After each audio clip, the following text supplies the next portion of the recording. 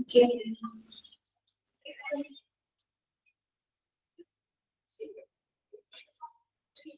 Techniques തുടങ്ങിയായിരുന്നു നമ്മള്.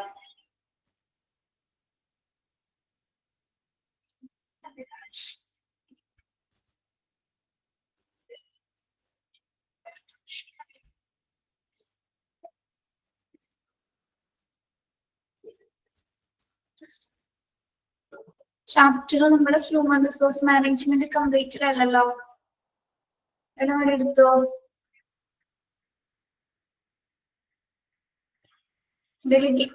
Competition ആയിട്ട് എടുത്തല്ലേ?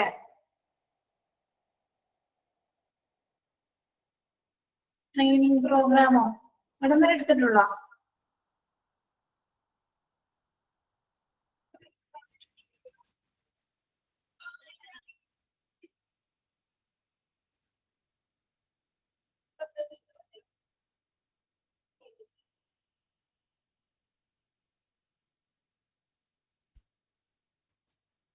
Employee training വരെ എടുത്തിട്ടുള്ളോ? ഓ ശരിയാണ് ശരിയാണ്.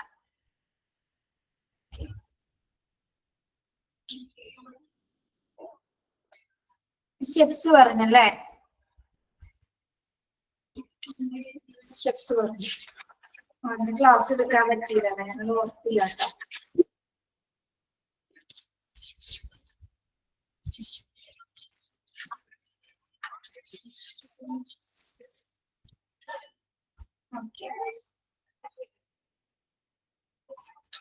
Steps including training programs എന്തൊക്കെയാണ് പറഞ്ഞത്? Discover of identify the training requirements അല്ലെ?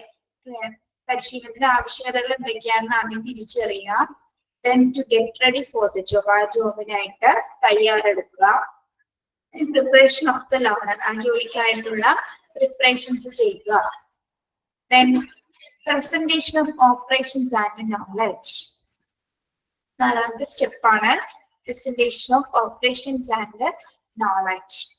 The most important steps in a training program is presentation of preparation and knowledge. ഒരു training programme ഏറ്റവും മോസ്റ്റ് ആയിട്ടുള്ള സ്റ്റെപ്പാണ് എന്ത്?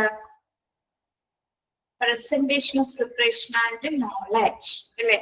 ആ സ്കിൽസ് ആൻഡ് നോളജ് നല്ല വൃത്തിയായിട്ട് വേണം, അല്ലെ നല്ല ക്ലീൻ ആയിട്ട് വേണം, വളരെ ഇമ്പോർട്ടൻസ് കൊടുത്തിട്ട് വേണം എന്ത് ആ ഒരു പ്രസന്റേഷൻ പ്രിപ്പയർ ചെയ്യാൻ, നോളജ് പ്രസന്റേഷൻ പ്രിപ്പയർ ചെയ്യാനായിട്ട്.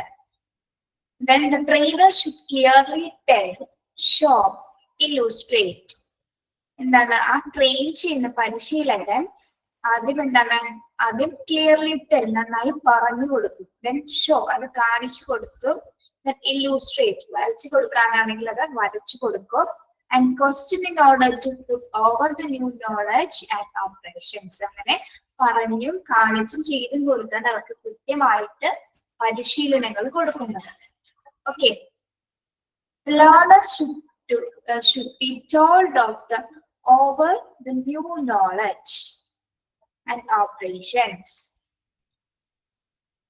Sorry, the learner should be told of the series of the entire job and why each steps in a performance is necessary. അങ്ങനെ ആ ഒരു ട്രെയിനർ പറഞ്ഞു കൊടുക്കുന്ന സ്റ്റെപ്സുകളുടെ അടിസ്ഥാനത്തിലാണ്, ആ ഒരു സീരീസിന്റെ അടിസ്ഥാനത്തിലാണ് ട്രെയിനീസുകൾ കൃത്യമായിട്ട് ഓരോ സ്റ്റെപ്പ് ബൈ സ്റ്റെപ്പായിട്ട് ഓരോ സ്റ്റെപ്സുകളും പഠിക്കുന്നത്. പരിശീലനത്തിന് ഏറ്റവും മോസ്റ്റ് ഇമ്പോർട്ടൻറ്റ് സ്റ്റെപ്പ് എന്ന് പറഞ്ഞാൽ എന്താണ്? Presentation and preparation of knowledge തന്നെയാണ്. അത് ക്ലിയർ ആയിട്ട് പരിശീലകൻ അവർക്ക് വ്യക്തമായിട്ട് തന്നെ പറഞ്ഞും കാണിച്ചും ചെയ്തും കൊടുത്തിട്ടാണ് അവർക്ക് പരിശീലനം നൽകുന്നത്. ഓക്കെ, അടുത്തത് performance try out. Performance try out എന്താണ്? Under this, the trainee is asked to look through the job several times slowly. ഇനി പറഞ്ഞു കൊടുത്ത പരിശീലനങ്ങള് എന്താണ്? അവർ ട്രൈ ചെയ്യുന്നല്ലേ? പറഞ്ഞു കൊടുത്ത പരിശീലനം ട്രെയിനിങ്ങിന് ശേഷം അവരത് ചെയ്യാൻ ശ്രമിക്കും. എങ്ങനെ? പതിയെ പതിയെ ആ ജോബ് സെവറൽ ടൈംസ്, പല സമയത്ത് പതുക്കെ ചെയ്തു തുടങ്ങും. And explain to him each step. ഇനി എന്താണ്? ഓരോ സ്റ്റെപ്സും അവർക്ക് വ്യക്തമായിട്ട് പറഞ്ഞു കൊടുത്തിട്ടായിരിക്കും അവർ ചെയ്യുന്നത്. Mistake should be corrected. എന്തെങ്കിലും തരത്തിൽ ആ ജോലി ചെയ്യുന്ന സമയത്ത് എന്തെങ്കിലും മിസ്റ്റേക്സ് ഉണ്ടെങ്കിൽ അത് കറക്റ്റ് ചെയ്തതിനു ശേഷമായിരിക്കും പിന്നീട് അവരെ കൊണ്ട് ആ ജോലി ചെയ്യിപ്പിക്കുന്നത്. Then the trainee is advised to do the job step by step, building up skill and speed. അങ്ങനെ അവരെ കൊണ്ട് പതിയെ ജോലികളൊക്കെ ചെയ്തതിനു ശേഷം എന്തെങ്കിലും കറക്ഷൻസ് ഉണ്ടെങ്കിൽ അത് തിരുത്തി കൊടുത്ത് അഡ്വൈസ് കൊടുക്കുകയും ദെൻ പിന്നീട് പതിയെ പതിയെ എന്താണ് അവർക്ക് ആ ജോലി ചെയ്യാനായിട്ടുള്ള ഒരു സ്പീഡും ആക്യുറസി ഒക്കെ തനി ഡെവലപ്പ് ആയിട്ട് വരുന്നതാണ്. ഓക്കെ, പെർഫോമൻസ് ട്രൈ ഔട്ട് എന്ന് പറയുന്നത് എന്താണ്? ആ ട്രെയിനി പതിയെ പതിയെ ആ ജോലി ചെയ്ത് നോക്കുന്നതാണ്. ആ ചെയ്യുന്ന സമയത്ത് ഓരോ സ്റ്റെപ്സും ട്രെയിനിങ്സ് കൃത്യമായിട്ട് പറഞ്ഞു കൊടുക്കും.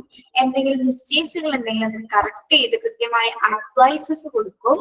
ദെൻ സ്ലോലി എന്താണ് ട്രെയിനിങ്ങിന് ശേഷം അവർക്ക് അവരുടെ സ്കില്ലും സ്പീഡും ഒക്കെ ഡെവലപ്പ് ആയിട്ട് വരുന്നതായിരിക്കും. ഇതാണ് പെർഫോമൻസ് ട്രൈ ഔട്ട് എന്ന് പറയുന്നത്. അതാണ് 5th സ്റ്റെപ്പ്. ട്രെയിനിങ്ങിന്റെ 5ാമത്തെ സ്റ്റെപ്പ് അതാണ്. ഇനി 6th എന്താണ്? ഫോളോ അപ്പ് അല്ലെ? ഫോളോ അപ്പ് എന്താണ്? Follow up and evaluation of the programme. It is with a view to testing the effectiveness of training efforts that the steps in undertaken. എന്താണ്? താങ്കൾ ചെയ്തിരുന്ന ജോലിയുടെ follow ups ആണ്, തന്നിരിക്കുന്ന പരിശീലനത്തിന്റെ ഫോളോ അപ്പ് ആണ്, ഇവാലുവേഷനും ആയിരിക്കും പിന്നെന്ത് 5ാം ലാസ്റ്റ് സ്റ്റെപ്സ് എന്ന് പറയുന്നത്. ഓക്കെ, അതിങ്ങനെ പിന്നീട് എന്താണ് അത് കണ്ടിന്യൂ ചെയ്തുകൊണ്ടിരിക്കുന്നത്. അതിനുശേഷമായിരിക്കും ആള് ഫുള്ളി അത് സാറ്റിസ്ഫൈഡ് ആയിട്ട് നല്ല കൃത്യമായിട്ട് ആ ജോലിയിൽ ഫുൾഫില്ലഡ് ആയിട്ട് പുള്ളിക്ക് ആൾക്ക് ചെയ്യാനായിട്ട് സാധിക്കുന്നത്. ഓക്കെ, ഈ 6 സ്റ്റെപ്സിലൂടെയാണ് ട്രെയിനിങ് പ്രോഗ്രാംസ് കണ്ടക്ട് ചെയ്യുന്നത് കേട്ടോ. ആദ്യം എന്താണ്? ട്രെയിനിങ് റിക്വയർമെന്റ്സ് എന്താണെന്ന് അറിയുന്നു, ദെൻ അവരെ ജോബിന് റെഡി ആക്കുന്നു, ദെൻ പ്രിപ്പറേഷൻ, ആ പഠിക്കാനുള്ള ഒരു പ്രിപ്പറേഷൻ ലേണറിനോട് ഉദ്ദേശിക്കുന്നത് എംപ്ലോയീസിനെയാണ് കേട്ടോ. Then presentation, operations and knowledge, ഇതാണ് ഏറ്റവും മോസ്റ്റ് സ്റ്റെപ്സ്. ഇതാണ് ഏറ്റവും ഇമ്പോർട്ടന്റ് കേട്ടോ. ഇമ്പോർട്ടന്റ് ആണ്, അണ്ടർലൈൻ ചെയ്തിട്ട്. Most important steps in training program എന്താണ്? Is presentation of preparation and learning, preparation and knowledge. Clearly tell, show, illustrate and question in order to put over the knowledge and operations. Then performance try out. അതിനുശേഷം എന്താണ്? പെർഫോമൻസിൽ അവരെ ആ trainings try ചെയ്ത് നോക്കുന്നു, പതിയെ try ചെയ്യുന്നു, ഓരോ സ്റ്റെപ്സിൽ mistakes എന്തെങ്കിലും ക്ലിയർ ചെയ്ത് പോകുന്നു. ഓക്കെ, ദെൻ എന്തെങ്കിലും തെറ്റുകുറ്റങ്ങൾ ഉണ്ടെങ്കിൽ അവർ അതിന് കൃത്യമായ അഡ്വൈസ് കൊടുത്തിട്ട് ദെൻ പിന്നീട് അവരെന്താണ് ഓരോ സ്റ്റെപ്സും അവർക്ക് സ്കില്ലും ആ സ്പീഡും ആക്യുറസിയും കൃത്യമായിട്ട് അവർക്ക് വർദ്ധിക്കുന്നു. ദെൻ അതിന്റെ follow up and evaluation. Okay,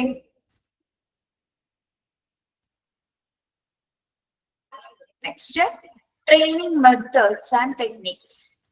training methods and techniques.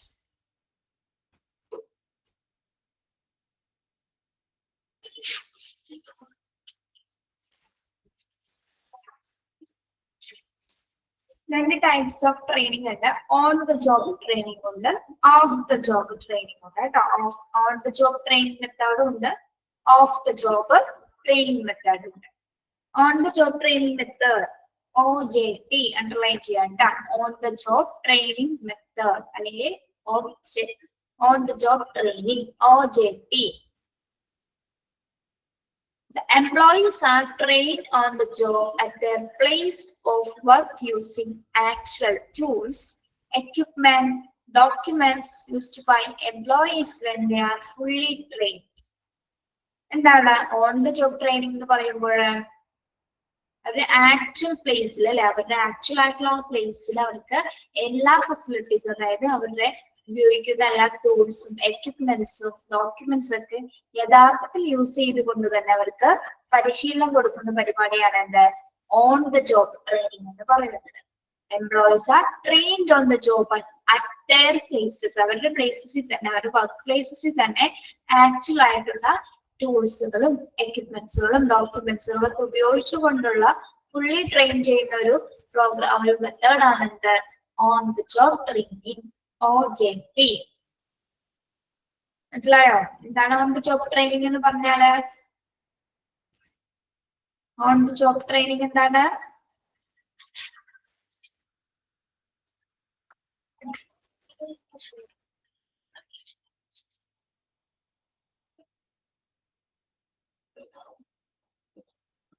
The employees are trained on the job their places of work using actual tools.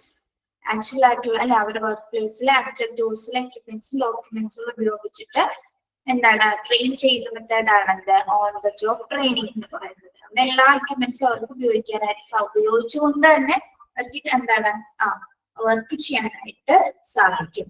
Okay, അപ്പൊ അതിൽ തന്നെ രണ്ട് കാര്യങ്ങൾ വരുന്നുണ്ട്. ജോബ് ഇൻസ്ട്രക്ഷൻ ട്രെയിനിങ്ങും അപ്രന്റീസ്ഷിപ്പ് ട്രെയിനിങ്ങും വരുന്നുണ്ട്. ജോബ് ഇൻസ്ട്രക്ഷൻ ട്രെയിനിങ് എന്താണ്? This method is also known as training through gradual learning. അതായത് പഠനത്തിലൂടെയുള്ളൊരു പരിശീലനമാണത്. ഒരു ക്ലാസ് വൈസ് ആണത്. ഒരു ക്ലാസ് പഠിപ്പിച്ചാണ്, ക്ലാസ് വൈസ് ആണ് അവിടുത്തെ ഒരു ട്രെയിനിങ് പരിശീലനം കൊടുക്കുന്നത്. So known as training through gradual learning. പഠനത്തിലൂടെയുള്ള ഒരു പരിശീലനമാണിത് ജോബ് ഇൻസ്ട്രക്ഷൻ ട്രെയിനിങ് എന്ന് പറയുന്നത്. പഠനത്തിലൂടെയുള്ള ഒരു പരിശീലനമാണ് ജോബ് ഇൻസ്ട്രക്ഷൻ ട്രെയിനിങ് എന്ന് പറയുന്നത്. ഓക്കെ, അത് ഓൺ ദ ജോബ് ട്രെയിനിങ് മെത്തേഡിന്റെ കൂടെ ഉള്ള ഒരു കാര്യമാണ് എന്ത് ജോബ് ഇൻസ്ട്രക്ഷൻ ട്രെയിനിങ്. ആ ഒരു സമയത്ത് തന്നെയാണ് ജോബ് ഇൻസ്ട്രക്ഷൻ ട്രെയിനിങ് പരിശീലകർക്ക് കൊടുക്കുന്നത്. ഓക്കെ, അപ്രന്റീസ്ഷിപ്പ് എന്താണ്? അപ്രന്റീസ്ഷിപ്പ് എന്ന് പറഞ്ഞാല് അപ്രന്റീസ് നമ്മൾ കേട്ടിട്ടില്ലേ? അപ്രന്റീസ് ആരാണ് അപ്രന്റീസ് എന്ന് പറഞ്ഞാല്? നമ്മള് സിനിമയില് കണ്ടിട്ടില്ലേ? ഫ്രഞ്ച് സിനിമയിലെ അപ്രന്റീസുകളെ പറ്റി ഓർക്കുന്നുണ്ടോ നിങ്ങള്?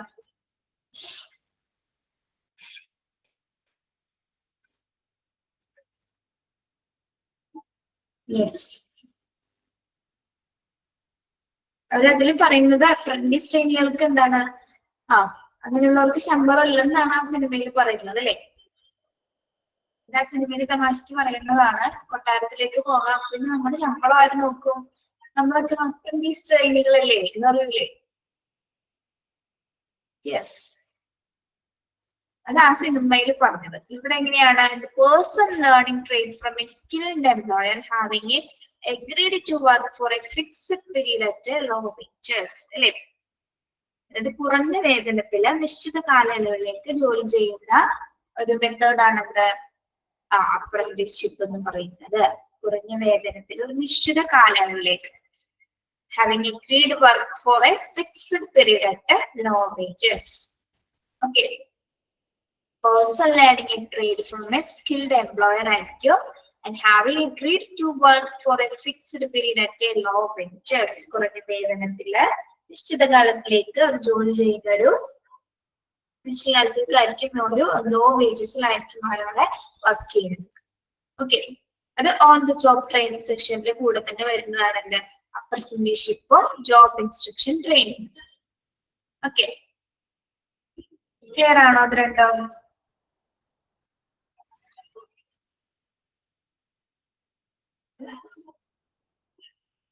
Yes. Off the job method നോക്കാം. Off the job methods. In the off-the-job training method, the workers' employees learn their job roles away from the actual work floor. ഇവിടെ എങ്ങനെയാണ് വർക്ക് എടുക്കുന്നത്? ഇവിടെ എങ്ങനെയാണ് പരിശീലനം നടക്കുന്നത്?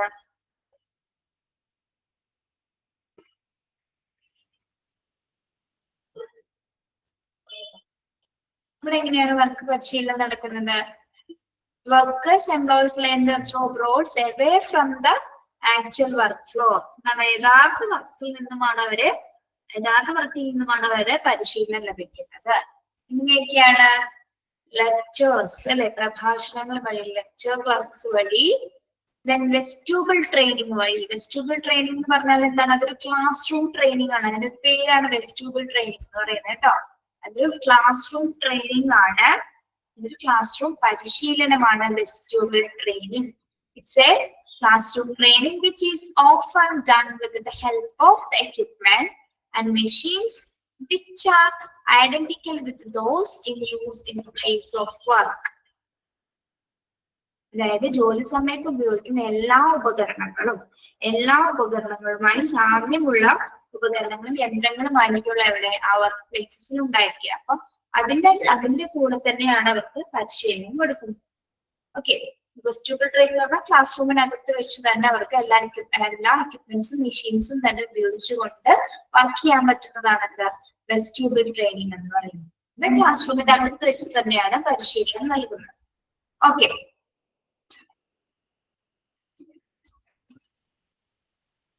ഇവിടെ നമ്മൾ പറഞ്ഞതില് ഇത് ജോബ് അറ്റ് ദെയർ പ്ലേസസ് ആണ്. ഇത് അവരുടെ പ്ലേസസിൽ വർക്കേഴ്സിന്റെ ട്രെയിനീസിന്റെ പ്ലേസസിൽ വെച്ചിട്ടാണ് ഇത് ഓൺ ദ ജോബ് ട്രെയിനിങ് നടക്കുന്നത്.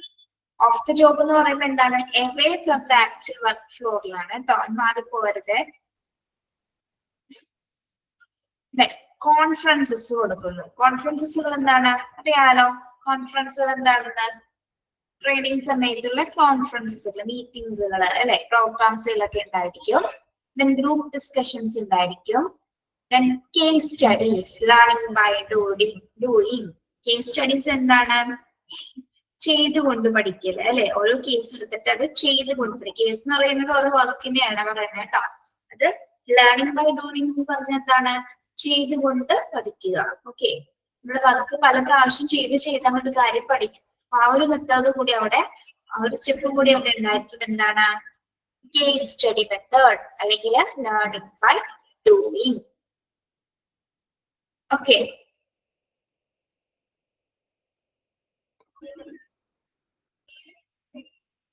next, role playing. Role playing can be defined as a pretending to someone else or pretending to be in a particular situation that you are not really in at the time. എന്തായിരിക്കും role play എന്ന് പറയുന്നത്? Role play, role play എന്താണ്, particular സിറ്റുവേഷൻസിൽ നമ്മൾ എന്താണ് അഭിനയിച്ച് പഠിക്കുന്നത്, അഭിനയിച്ച് ചെയ്യുന്ന ഒരാളുടെ റോള് ഏറ്റെടുത്ത് ചെയ്യുന്നതാണ് എന്ത് റോൾ പ്ലേയിങ് എന്ന് പറയുന്നത്. ഒരു പ്രത്യേക സിറ്റുവേഷൻ, പ്രത്യേകമായ ഒരു സിറ്റുവേഷൻസിൽ you are not really in at the time, നമ്മൾ അവിടെ ഇല്ല, പക്ഷെ നമ്മൾക്ക് ആ റോൾ അവിടെ അഭിനയിച്ച് അല്ലെങ്കിൽ നാം ആ ഒരു വർക്ക് അവിടെ ചെയ്യേണ്ടതായിട്ട് വരുന്നു.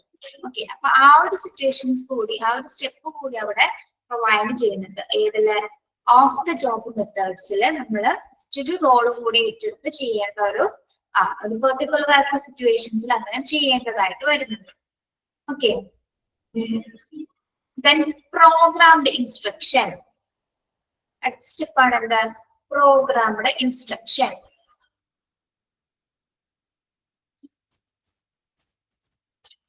Programmed instruction is consist of a series of steps which are often stepped through central panel of an electronic computer as guides in the performance of a desired operation or series of operations.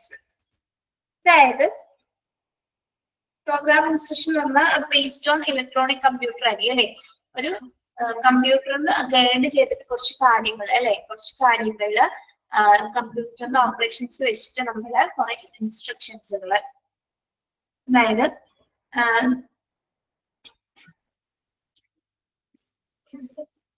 which often through central panel of an electronic computer as a guides. Electronic കമ്പ്യൂട്ടറിന്റെ സാന്നിധ്യത്തിൽ നമ്മൾ perform ചെയ്യുന്ന ഒരു കുറച്ച് operations, കുറച്ച് വർക്കുകൾ electronic കമ്പ്യൂട്ടറിന്റെ ഗൈഡ്സിൽ നമ്മൾ പെർഫോം ചെയ്യേണ്ടി വരും. പരിശീലകര് പെർഫോം ചെയ്യേണ്ടി വരുന്നതാണ് ആ തന്നിരിക്കുന്ന ഇൻസ്ട്രക്ഷൻസ് അനുസരിച്ച്. പ്രോഗ്രാം ഇൻസ്ട്രക്ഷൻ തരുന്നത് ആരാണ്, ഒരു ഇലക്ട്രോണിക് കമ്പ്യൂട്ടറിന്റെ ഗൈഡ്സ് അനുസരിച്ചിട്ടാണ്.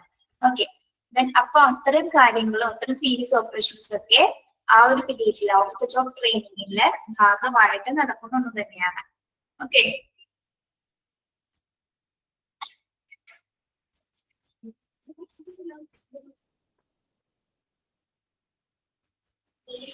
then T group training. എന്താണ് T group training? Training group, T means എന്താണ്, ട്രെയിനിങ് കേട്ടോ. ടി എന്ന് പറയുന്നത് ട്രെയിനിങ് ആണ്. Training group. ഡി ഗ്രൂപ്പ് എന്നാണ് ഉദ്ദേശിക്കുന്നത് ട്രെയിനിങ് ഗ്രൂപ്പ് ആണ്. It's A kind of learning based on experiences. Participants work together in a small group of 8 to 14 people over an extended period of learning comes through analysis of their own experience, including feelings, reactions, perceptions and behavior. ഈ group training എന്ന് പറഞ്ഞാൽ എന്താണ്? ഒരു group training ആണ് അല്ലെ? ഒരുമിച്ച് കുറച്ച് വർക്കേഴ്സുകൾ, ഏകദേശം ഒരു സ്മോൾ ഗ്രൂപ്പ് ആണ്, 8 മുതൽ 14 വർക്കേഴ്സ് ആയിരിക്കും അതില് ഉണ്ടായിരിക്കുക ആ ഒരു ട്രെയിനിങ് പീരീഡിൽ. ദെൻ ആ ഒരു സമയത്ത് എന്താണ്, എന്തൊക്കെയാണ് അനാലിസിസ് ചെയ്യുന്നത്? അവരുടെ their own experience, അവരുടെ experience, feelings, reactions, perceptions and behaviour ആയിരിക്കും എന്ത് ആ ഒരു ഗ്രൂപ്പ് ഡിസ്കഷൻ അല്ലെങ്കിൽ ആ ഒരു ഗ്രൂപ്പ് ട്രെയിനിങ്ങില് പ്രധാനമായിട്ടും നോക്കുന്നത് അല്ലെ? അതൊരു ചെറിയൊരു കൈൻഡ് ഓഫ് ലേണിംഗ് എക്സ്പീരിയൻസ് ആണ്. അല്ലെ, ഒരുമിച്ച് ഒരു സ്മോൾ ഗ്രൂപ്പ് ട്രെയിനിങ് ആണ്. 8-14 വർക്കേഴ്സ് ആയിരിക്കും, ട്രെയിനിങ്സ് ആയിരിക്കും അതിലുണ്ടായിരിക്കുക. അതില് എന്താണ് അനലൈസ് ചെയ്യുന്നത്? ആ പീരീഡ് ഓഫ് ലേണിംഗിൽ എന്താണ് അനലൈസ് ചെയ്യുന്നത്? അവരുടെ their own experience ആണ്, അവരുടെ എക്സ്പീരിയൻസസ്, അവരുടെ feelings, reactions, perceptions and behaviour, ഇത്തരം കാര്യങ്ങളായിരിക്കും ഒരു ടി ഗ്രൂപ്പ് ലേണിംഗ് സെഷനില് അവര് മെയിൻ ആയിട്ട് നോക്കുന്നത്. ഓക്കെ, അത്തരം കാര്യങ്ങളാണ് അവർ അനലൈസ് ചെയ്യുന്നത്. അത് ഇമ്പോർട്ടന്റ് ആണ് കേട്ടോ. ടി ഗ്രൂപ്പ് ട്രെയിനിങ് ഇമ്പോർട്ടന്റ് ആണ്. ടിക്കട അല്ലെങ്കിൽ അണ്ടർലൈൻ ചെയ്യാൻ വേണമെങ്കിലും ചെയ്യാം കേട്ടോ.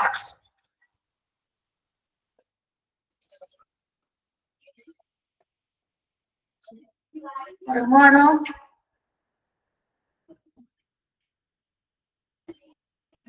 ജസ്റ്റ് അഫ്സൽ അലി എന്നുള്ളത് ആൺകുട്ടിയാണോ പെൺകുട്ടിയാണോ? അഫ്സൽ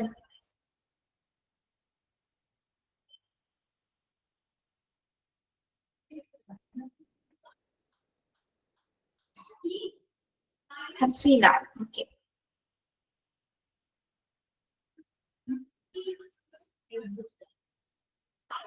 ട്രെയിനിങ് മെത്തേഡ്സ് 2 തരത്തിലുണ്ട്. ഏതൊക്കെയാണ്? ഓൺ ദ ജോബ് ട്രെയിനിങ്ങും ഓഫ് ദ ജോബ് മെത്തേഡും അല്ലെ? ഓൺ ദ ജോബിൽ ട്രെയിനിങ് എന്താണ് വരുന്നത്? job at their places അല്ലെ? The employees are trained on job at their places and train ചെയ്യാ.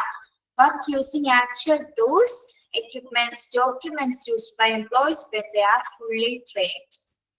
അവിടെ 2 കാര്യങ്ങൾ വരുന്നുണ്ട്. എന്തൊക്കെയാണ്? ജോബ് ഇൻസ്ട്രക്ഷൻ ട്രെയിനിങ്ങും. എന്താണ് ജോബ് ഇൻസ്ട്രക്ഷൻ ട്രെയിനിങ് എന്ന് പറഞ്ഞാല്? പഠനത്തിലൂടെയുള്ള ഒരു പരിശീലനമാണ് എന്ത്? Job instruction training, JIT. Then apprenticeship എന്താണ്? A learning trained from skilled employer having agreed to work for a fixed period at low wages. എന്താണ്? low wages കുറഞ്ഞ പീരീഡിൽ വർക്ക് ചെയ്യുന്നതാണ് എന്ത്? apprenticeship എന്ന് പറയുന്നത്. ഇനി ഓഫ് ദ ജോബ് മെത്തേഡിൽ എന്തൊക്കെ വരുന്നുണ്ട്? ഓഫ് ദ ജോബ് മെത്തേഡില് workers employees learn their job roles away from the actual worker. Offline ആയിട്ടുള്ള ഒരു ട്രെയിനിങ് സെഷൻ ആണല്ലേ?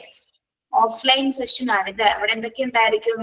ലെക്ചേഴ്സ് ഉണ്ടായിരിക്കും, ലെക്ചർ ക്ലാസ്സുകൾ ഉണ്ടായിരിക്കും, വെസ്റ്റുബിൾ ട്രെയിനിങ് ഉണ്ടായിരിക്കും, type of class room training.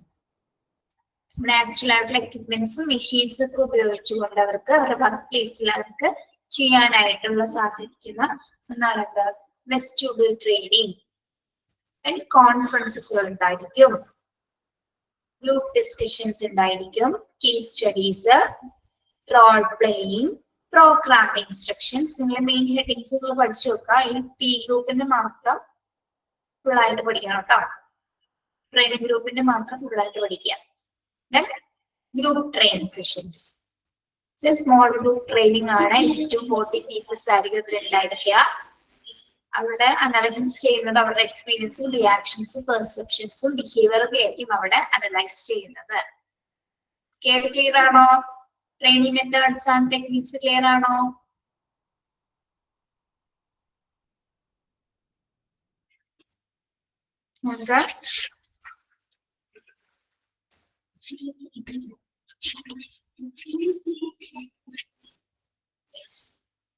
Performance അപ്രീഷിയൽ നോക്കാം. പെർഫോമൻസ് അപ്രീഷിയൽ ഒരാളെ എങ്ങനെയാണ് നമ്മൾ അപ്രീഷിയേറ്റ് ചെയ്യുന്നത്? എന്തുകൊണ്ടാണ് അപ്രീഷിയേറ്റ് ചെയ്യുന്നത് ആളെ?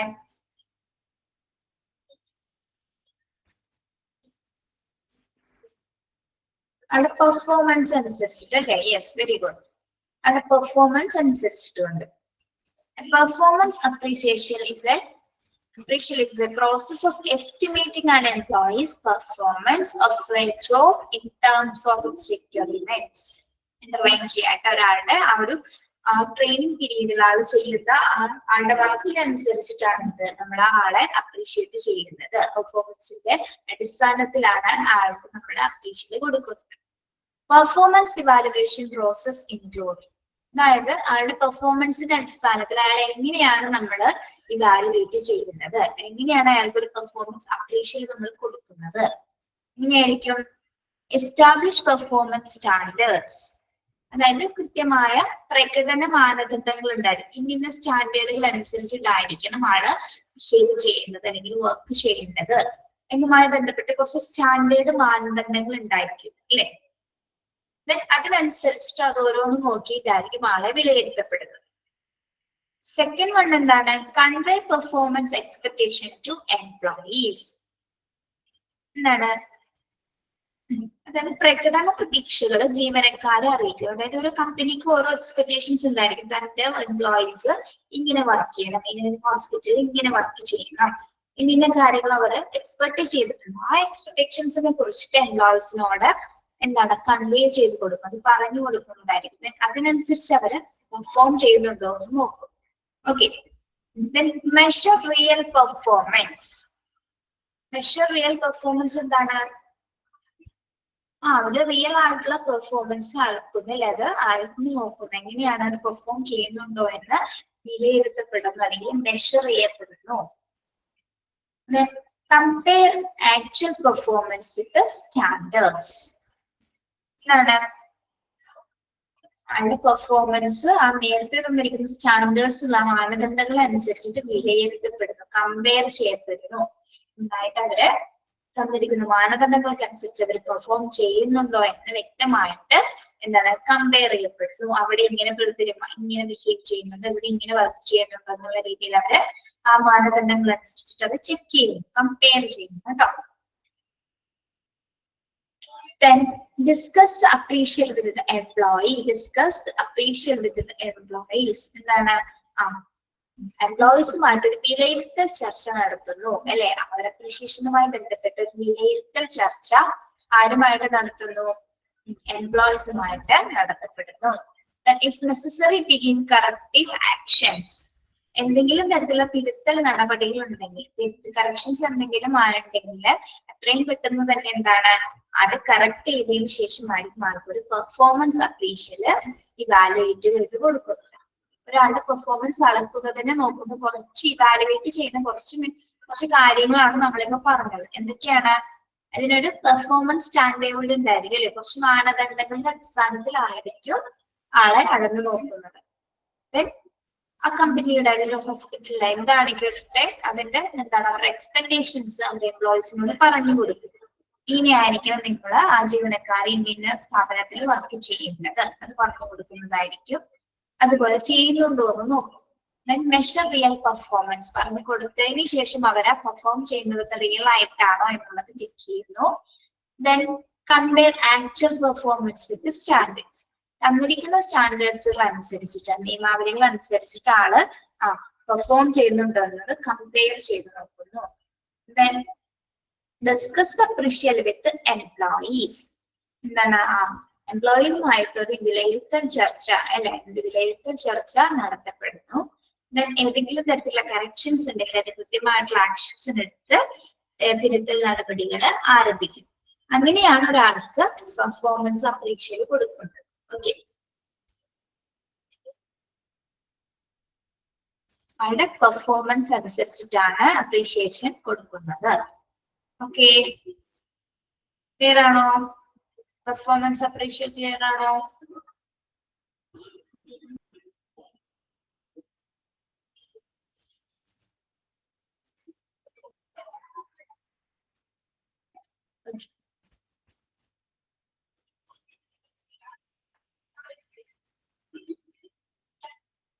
അടുത്തത് മോട്ടിവേഷൻ. മോട്ടിവേഷൻ എന്താണ്? മോട്ടിവേഷൻ മോട്ടിവേറ്റ് ചെയ്യുക. എങ്ങനെയാണ് മോട്ടിവേഷൻ കൊടുക്കുന്നത്?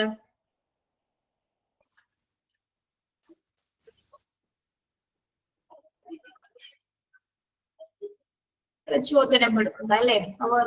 വർക്ക് എൻവയോൺമെന്റ് കൂടുതൽ നല്ല രീതിയിൽ നടത്താൻ വേണ്ടിയിട്ടാണ്, അല്ലെങ്കിൽ നല്ല രീതിയിൽ പെർഫോം ചെയ്യാൻ വേണ്ടിയിട്ടാണ് എന്താ മോട്ടിവേഷൻസ് കൊടുക്കുന്നത്, ഇംപ്രൂവ് ചെയ്യാൻ വേണ്ടി.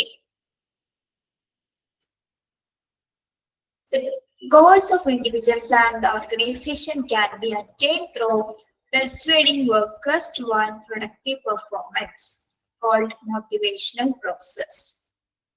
എന്താണ് ഒരു ഓർഗനൈസേഷനിലെ ഗോൾസുകൾ അച്ചീവ് ചെയ്യുന്നതിന് വേണ്ടിയിട്ട് വർക്കേഴ്സിന്റെ അവർക്ക് പെർഫോമൻസ് ബെറ്റർ ആവുന്ന തരത്തിലുള്ള കുറച്ച് എന്താണ് മോട്ടിവേഷണൽ ആയിട്ടുള്ള, അതായത് പ്രചോദനം ഉൾക്കൊണ്ട കുറച്ച് കാര്യങ്ങൾ അവർക്ക് വേണ്ടിയിട്ട് നടത്തപ്പെടുന്നതാണ് എന്താ മോട്ടിവേഷണൽ പ്രോസസ് എന്ന് പറയുന്നത്.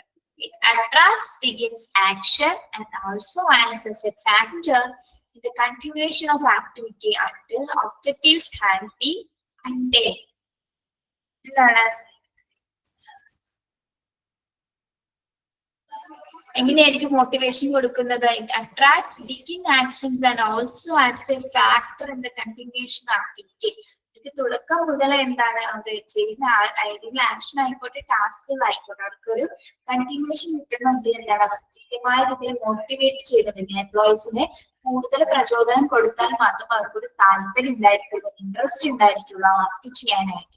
ഓക്കെ, അപ്പൊ എന്തൊക്കെയാണ് ഒബ്ജക്റ്റീവ് ഓഫ് മോട്ടിവേഷൻ? അപ്പൊ ആ ഒരു മോട്ടിവേഷൻ എംപ്ലോയീസിന് കിട്ടണമെങ്കിൽ എന്തെല്ലാം കാര്യങ്ങളായിരിക്കണം മെയിൻ ആയിട്ട് ചെയ്യേണ്ടത്?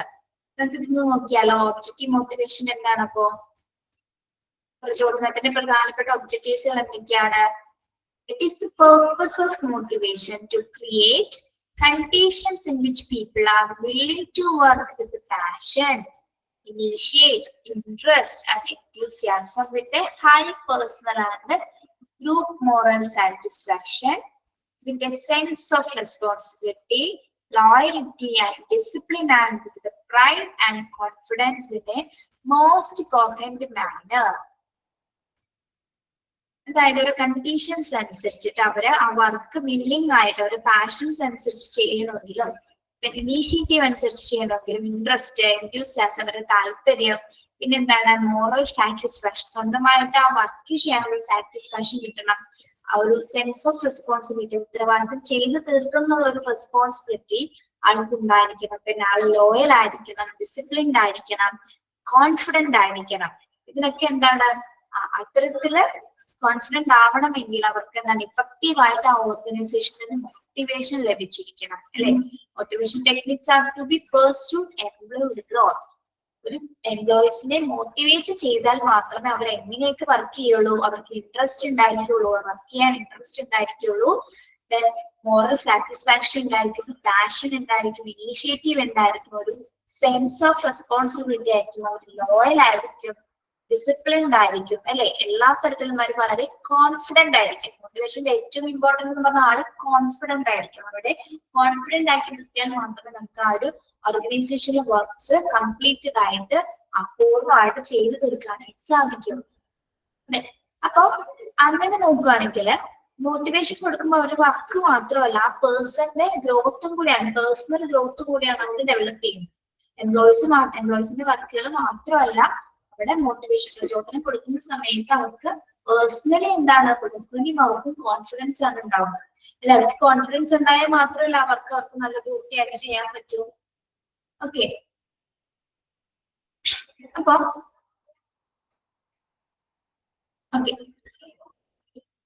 main objective എന്ന് പറഞ്ഞാൽ എന്താണ്? It is the purpose of motivation to create conditions which people are willing to work with passion. അവരെ റെഡി ആക്കുക എന്നുള്ളതാണ് അല്ലെ. മോട്ടിവേറ്റ് ചെയ്യാന്ന് പറഞ്ഞാൽ എന്താണ്? അവരെ ആ വർക്ക് ചെയ്യാനായിട്ട് വില്ലിംഗ് ആക്കുക. അതിനെയാണ് നമ്മള് മോട്ടിവേഷൻസ് കൊടുക്കേണ്ടത്. ഒരു ഇൻസ്റ്റിറ്റ്യൂഷൻ അല്ലെങ്കിൽ ഒരു ഓർഗനൈസേഷനിലെ ടെക്നിക്സുകൾ എന്തൊക്കെയാണ്? ഓരോ ജോലിക്കാരെ മോട്ടിവേറ്റ് ചെയ്യാനായിട്ട് കുറച്ച് ടെക്നിക്സുകൾ ഉപയോഗിക്കുന്നുണ്ട്. ഓക്കെ, അതെന്തെല്ലാമാണെന്നാണ് നമ്മളിത് നോക്കാൻ പോകുന്നത്. Management techniques designed to increase motivation. Motivation increase ചെയ്യുന്നതിന് വേണ്ടിയിട്ട് മാനേജ്മെന്റ് കുറച്ച് ടെക്നിക്സുകൾ ഡിസൈൻ ചെയ്തിട്ടുണ്ട് അല്ലെ. എംപ്ലോയീസിനെ മാനേജ് ചെയ്യുന്നതിന് വേണ്ടിയിട്ട്, അവരെ മോട്ടിവേറ്റ് ചെയ്യുന്നതിന് വേണ്ടിയിട്ട് എന്താണ് കുറച്ച് ടെക്നിക്സുകൾ ഇൻക്ലൂഡ് ചെയ്തിട്ടുണ്ട്. എന്തൊക്കെയാണെന്ന് നോക്കാം. ഫസ്റ്റ് വരുന്നത് എന്താണ്? Financial motivators. ഫിനാൻഷ്യൽ മോട്ടിവേറ്റേഴ്സ്, സാമ്പത്തികമായ പ്രേരണകൾ കൊടുത്തിട്ട് എംപ്ലോയീസിനെ മോട്ടിവേറ്റ് ചെയ്യും. എന്തൊക്കെയായിരിക്കും അതിൽ വരുന്നത്? Such motivation is linked directly or indirectly. അത് ഡയറക്റ്റ് ആവാം, ഇൻഡയറക്ട്ലി ആയിരിക്കും അല്ലെ. With money, wages, salary, bonus, profit sharing, leave with pay അല്ലെ, ശമ്പളത്തോടു കൂടിയുള്ള എന്താണ് leave, then medical reimbursement etcetera. Medical ആയിട്ടുള്ള ഇൻഷുറൻസ് ഉൾപ്പെടെ സാലറി, വേജസ് എല്ലാത്തിലും എന്താണ് അവിടെ അവർക്ക് അലവൻസസുകൾ കൊടുത്ത്, കോംപ്ലിമെന്റ്സുകൾ കൊടുത്തിട്ട് എന്താണ് അവരെ മോട്ടിവേറ്റ് ചെയ്യുന്നു, സാമ്പത്തികമായ പ്രേരണകൾ കൊടുത്തിട്ട്. അപ്പൊ എന്താണ് അവർക്ക് കുറച്ചുകൂടി ആ വർക്ക് ചെയ്യാനായിട്ട്, ഓർഗനൈസേഷനിൽ നിൽക്കാനായിട്ട് എന്താണ് അവർക്ക് കൂടുതൽ താല്പര്യം ഉണ്ടായിരിക്കും. ഓക്കെ, അതാണ് ഫിനാൻഷ്യൽ മോട്ടിവേറ്റേഴ്സ് അഥവാ സാമ്പത്തിക പ്രേരണകൾ എന്ന് പറയുന്നത്. അത് ഒന്നാമത്തെ ടെക്നിക്ക്. ഓക്കെ, അത് ആദ്യം കൊടുത്താൽ മാത്രമേ അവർ ആ കമ്പനിക്ക് വർക്ക് ചെയ്യുള്ളൂ അല്ലെ. നല്ല സാലറി വിത്ത് പേ ആണെന്നൊക്കെ പറഞ്ഞ് നമ്മൾ നല്ല ഇൻഷുറൻസ് ഒക്കെ കിട്ടുന്ന എന്തായാലും നമ്മൾക്ക് അതിൽ ഭയങ്കര ഇൻട്രസ്റ്റഡ് ആയിരിക്കും നമ്മൾ ആ വർക്ക് ചെയ്യാനായിട്ട്. ഇനി ഇപ്പൊ മനസ്സിലായോ ഫിനാൻഷ്യൽ മോട്ടിവേറ്റേഴ്സ് എന്താന്ന് മനസ്സിലായോ? സാമ്പത്തിക പ്രേരണകൾ ഉൾപ്പെടുന്നത് എന്തൊക്കെയാന്ന് മനസ്സിലായല്ലോ? യെസ്. ഇനി നോൺ ഫിനാൻഷ്യൽ മോട്ടിവേറ്റേഴ്സ് എന്തായിരിക്കും? Non financial motivators, these motivators are not linked with the monetary rewards. ഇത് മോണിറ്ററി ബന്ധമായി അല്ലെ, പണമായി ബന്ധപ്പെടുത്തിയുള്ള ഒരു പെർഫോമൻസ് അല്ല അല്ലെ.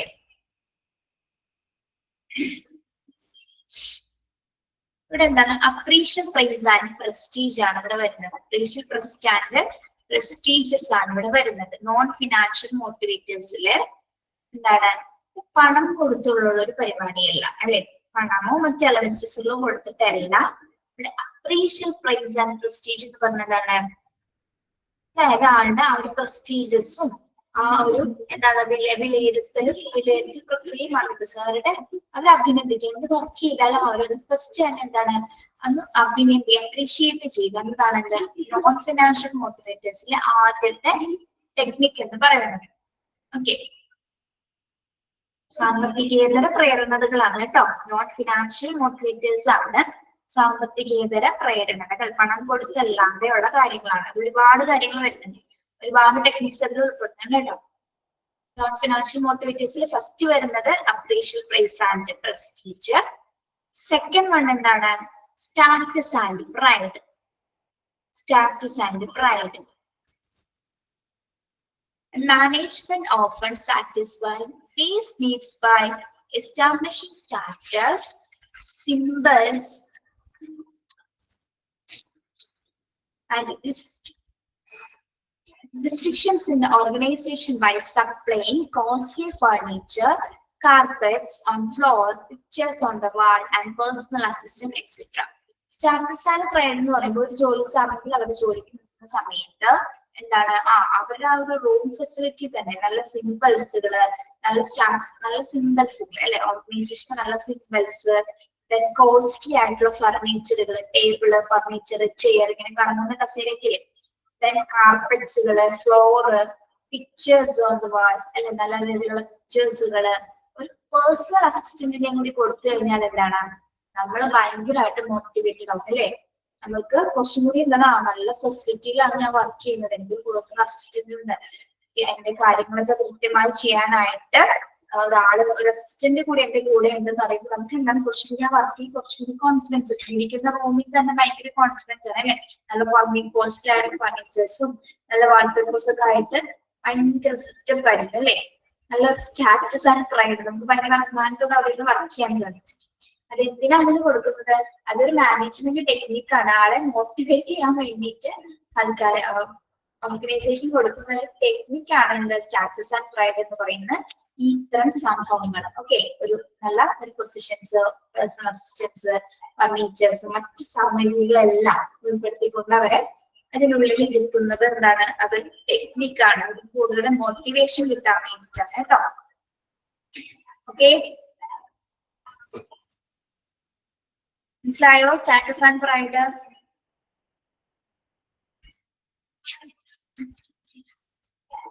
ഓക്കെ, അടുത്തത് എന്താണ്? Competition. Competition Individuals are not expected to compete with one another if they feel they have a chances to win and satisfy their ego. Competition എന്തായിരിക്കും? ഒരു മത്സര ബുദ്ധി ഉണ്ടായിരിക്കും അല്ലെ? അവരൊരു എംപ്ലോയീസ് വർക്കേഴ്സ് തമ്മിൽ ഒരു മത്സര ബുദ്ധി കൂടിയിട്ടായിരിക്കും എന്ത് അവരോട് വർക്ക് ചെയ്യുന്നത്. ഓക്കെ, അപ്പൊ ആ ഒരു കോമ്പറ്റീഷൻ, ആ ഒരു കോമ്പറ്റീറ്റിംഗ് ഫീലിംഗ് ഉണ്ടെങ്കിൽ മാത്രമേ എന്താണ് നമുക്ക് അവിടെ വർക്ക് ചെയ്യുമ്പോൾ ഒരു താല്പര്യം ഉണ്ടായിരുന്നില്ല. ആരോട് മത്സരിക്കാൻ വേണ്ടിയാണ് വർക്ക് ചെയ്യുന്നത് തോന്നലുണ്ടായിരിക്കും. ഓക്കെ, അപ്പൊ എന്താണ് മത്സരിച്ച് പ്രവർത്തിക്കുക അല്ലെങ്കിൽ മത്സരിച്ച് വർക്ക് ചെയ്യുന്ന ഒരു പ്രവണത കൂടി, അതും ഒരു മോട്ടിവേഷൻ ടെക്നിക്കാണ് ഇത് കോമ്പറ്റീഷൻ എന്ന് പറയുന്നത്. ഇന്ന പൊസിഷനിൽ ഇരിക്കുന്നവരെക്കാൾ കുറച്ചുകൂടി മികച്ച വർക്ക് എനിക്ക് ചെയ്യാൻ സാധിക്കണം, അവരെക്കാൾ ഒരുപടി മുൻപ് വർക്ക്സുകൾ കംപ്ലീറ്റഡ് ആയി ചെയ്യണം എന്നുള്ളൊരു പ്രവണത എന്താണ്, അതൊരു മോട്ടിവേഷൻ ടെക്നിക്സ്, അത് മാനേജ്മെന്റ് കൊടുക്കുന്നതാണ്. ഓക്കെ, യെസ്, അത് അതിന് പിറകിൽ എന്താണ്, അവർക്ക് ഒരു ഈഗോ ഉണ്ടായിരിക്കും അല്ലെ? ആ ഒരു ഈഗോന്റെ പുറകിലായിരിക്കും അവർ ആ ഒരു മത്സര ബുദ്ധിയോടുകൂടി പ്രവർത്തിക്കുന്നത്, വിജയിക്കാൻ വേണ്ടിയാണ്. ഓക്കെ, മനസ്സിലായോ കോമ്പറ്റീഷൻ എന്താണെന്ന്?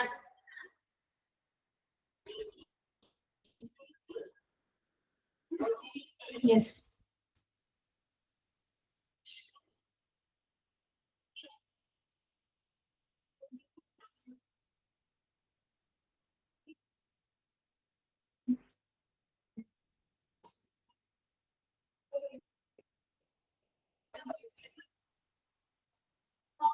then delegation of authority. Delegation of authority. എന്താണ് delegation of authority? Is a substantial amount of responsibility to carry out a given task often proves to be a strong motivating force.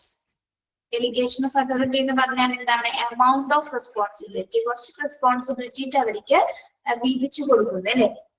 അത് എത്രത്തോളം കുറച്ച് ടാസ്കും കാര്യങ്ങളൊക്കെ കൊടുത്തിട്ട് അവർ എത്രത്തോളം രീതിയിൽ prove ചെയ്തു, strong ആയിട്ട് ആ ഉത്തരവാദിത്തങ്ങൾ അവർ കംപ്ലീറ്റ് ചെയ്യുന്നുണ്ടോ എന്ന് നോക്കാൻ വേണ്ടിയിട്ടാണ് എന്താ ഡെലിഗേഷൻ ഓഫ് അതോറിറ്റി. അതായത് ഡെലിഗേഷൻ ഉദ്ദേശിക്കുന്ന കുറെ ഉത്തരവാദിത്തങ്ങളാണ് കേട്ടോ. അതൊരു ഉത്തരവാദിത്തങ്ങൾ അവർ ടാസ്ക് രൂപത്തിൽ അല്ലെ, കുറച്ച് ടാസ്ക് രൂപത്തിൽ അവർക്ക് കൊടുക്കുകയാണ്. അപ്പൊ എത്രയും ബെറ്റർ ആയിട്ട് അവർക്ക് അത് ചെയ്തു തരും, എത്ര സ്ട്രോങ് ആയിട്ട് അവർക്ക് ഇത് പ്രൂവ് ചെയ്യാൻ സാധിക്കുന്നുണ്ടോ എന്ന് ചെയ്യാൻ വേണ്ടിയിട്ടാണ് ഇത്തരത്തിൽ കുറച്ച് റെസ്പോൺസിബിലിറ്റീസ്, എമൗണ്ട് ഓഫ് റെസ്പോൺസിബിലിറ്റി, കുറച്ച് ഉത്തരവാദിത്തങ്ങൾ അവർക്ക് കൊടുക്കുന്നത്. അതൊരു മോട്ടിവേഷൻ ടെക്നിക്ക് തന്നെയാണ് കേട്ടോ. എത്രത്തോളം ഉത്തരവാദിത്തത്തോടെ അവരത് ചെയ്ത് തീർക്കുന്നുണ്ട് എന്നറിയാൻ വേണ്ടിയിട്ടാണ് ഡെലിഗേഷൻ ഓഫ് അതോറിറ്റി എന്ന് പറയുന്നത്. Okay, then participation. എന്താണ് പാർട്ടിസിപ്പേഷൻ? പങ്കാളിത്തം അല്ലെ? implies both the physical and mental involvement of the people in an activity, particularly in that of decision making. Participation എന്താണ്? പങ്കാളിത്തം implies a physical and mental involvement. ഇവിടെ എന്താണ് ആവശ്യം പ്രധാനമായി വരുന്നത്?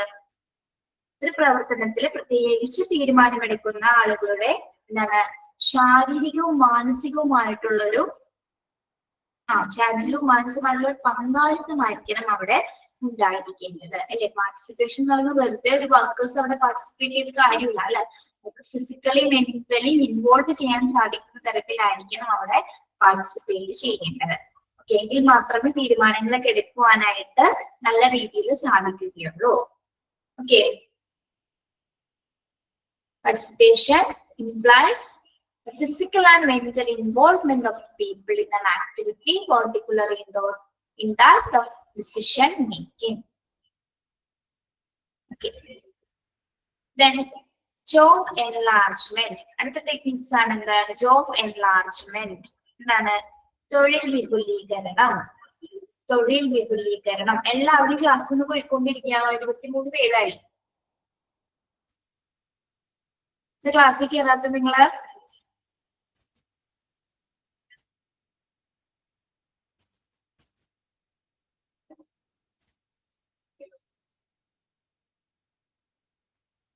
Job enlargement എന്താണ്? It is a process of increasing the complication of the job with the view appealing to the higher order needs of workers. എന്താണ് തൊഴിൽ വിപുലീകരണം എന്ന് പറഞ്ഞാല് തൊഴിലാളികളുടെ ഉയർന്ന ഓർഡർ ആവശ്യങ്ങൾ, അവരുടെ ആവശ്യങ്ങൾ അംഗീകരിച്ചുകൊണ്ട് അല്ലെ ജോലിയുടെ സങ്കീർണത നിലനിർത്തുന്നതിന് വേണ്ടിയിട്ടാണ് എന്ത് ജോബ് എൻലാർജ്മെന്റ് നടത്തപ്പെടുന്നത്. അതായത് ജോബ്സുകൾ പല പലതായിട്ട് അവർക്ക് വീതിച്ചു കൊടുക്കുന്നത്, അവരുടെ ആവശ്യങ്ങൾ അനുസരിച്ചിട്ട് പല രീതിയിൽ വീതിച്ചു കൊടുക്കുന്ന പ്രക്രിയയാണ് എന്ത് ജോബ് എൻലാർജ്മെന്റ് എന്ന് പറയുന്നത്. അതൊരു ഹൊറിസോണ്ടൽ എക്സ്പാൻഷൻ ആണ്. അതൊരു തിരശ്ചീനമായിട്ടുള്ള ഒരു എന്താണ് തിരശ്ചീനമായിട്ടാണ് തിരശ്ചീനമായ ഒരു വിപുലീകരണമാണ്. ഹൊറിസോണ്ടൽ എക്സ്പാൻഷൻ ആണ് എന്ത് ജോബ് എൻലാർജ്മെന്റ് എന്ന് പറയുന്നത്. ഓക്കെ, തൊഴിൽ വിപുലീകരണം എന്ന് പറയുന്നത്.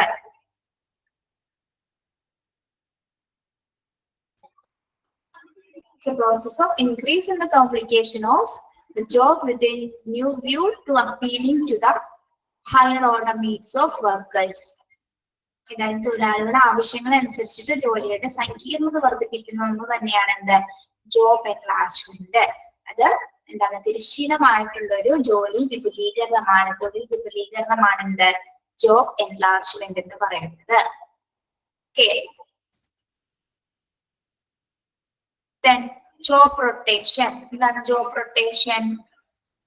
It indicates shifting of one employees from one job to another so as to reduce monotony and boredom. എന്താണ് job rotation എന്ന് പറഞ്ഞാൽ എന്താണ് one job to another, അതായത് ഒരാളെ ഷിഫ്റ്റ് ചെയ്യുന്നു, ഒരു ജോലിയിൽ നിന്ന് മറ്റൊരു ജോലിയിലേക്ക് ഷിഫ്റ്റ് ചെയ്യുന്നു.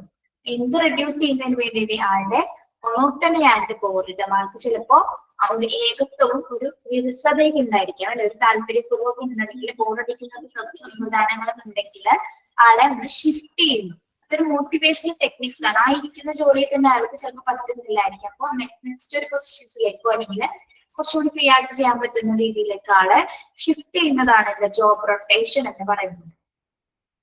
To increase the skill and knowledge of the employee about related job is the main objective of job rotation. Job റൊട്ടേഷന്റെ മെയിൻ ഒബ്ജക്റ്റീവ് എന്ന് പറഞ്ഞാൽ എന്താണ്, ആളെ ഷിഫ്റ്റ് ചെയ്യുമ്പോൾ എന്താ സംഭവിക്കുന്നത്, ആളുടെ സ്കിൽ ആൻഡ് നോളജ് ഇൻക്രീസ് ചെയ്യപ്പെടുന്നു അല്ലെ, ആളുടെ സ്കിൽ ആൻഡ് നോളജ് ഡെവലപ്പ് ചെയ്യപ്പെടുകയാണ്. ആ ജോബ് റൊട്ടേഷൻ ചെയ്യുമ്പോൾ ഒരാളെ ഒരു പൊസിഷനിൽ നിന്ന് മറ്റൊരു പൊസിഷനിലേക്ക് നമുക്ക് ജോബിൽ തന്നെ മാറ്റിയിരുത്തുന്ന സമയത്ത്, ഓക്കെ, ഷിഫ്റ്റ് ചെയ്യുന്ന സമയത്ത്. ഓക്കെ,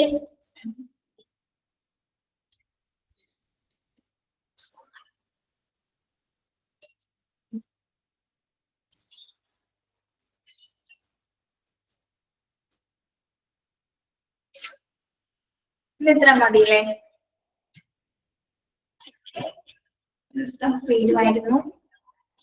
ബാക്കി കൂടി എടുക്കണോ? നെക്സ്റ്റ് ക്ലാസ്സിൽ മതിയോ?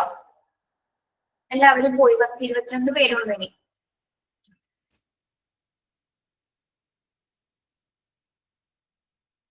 എന്താ ക്ലാസ്സിൽ കയറാത്തെ?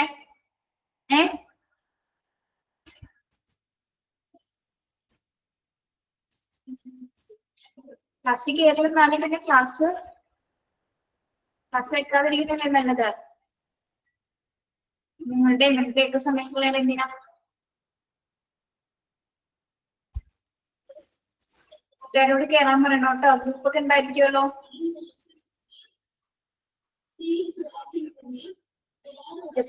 കേട്ടോ, കയറാൻ പറയാം. ഇത്രയും 2 പേരുണ്ടായിരുന്ന ക്ലാസ് ആണ്. പോകുമ്പോൾ എല്ലാവരും ക്ലാസ്സിൽ കയറാതിരിക്കുന്നത്. ഉച്ചയ്ക്കത്തെ ടൈം ആയതുകൊണ്ടാണോ എന്ന് എനിക്കറിയില്ല. Okay, thank you. നെക്സ്റ്റ് ചെയ്തോളൂ കേട്ടോ. എനിക്ക് ഡെയിലി കയറുന്നവരെ എനിക്കറിയാം, ഡെയിലി കയറുന്നവരുടെ പേര് എനിക്കറിയാം കേട്ടോ, അല്ലാത്തവരുടെ കാര്യം പറഞ്ഞത്. Okay Jisna, okay, thank you. Left ആയിക്കോളും കേട്ടോ.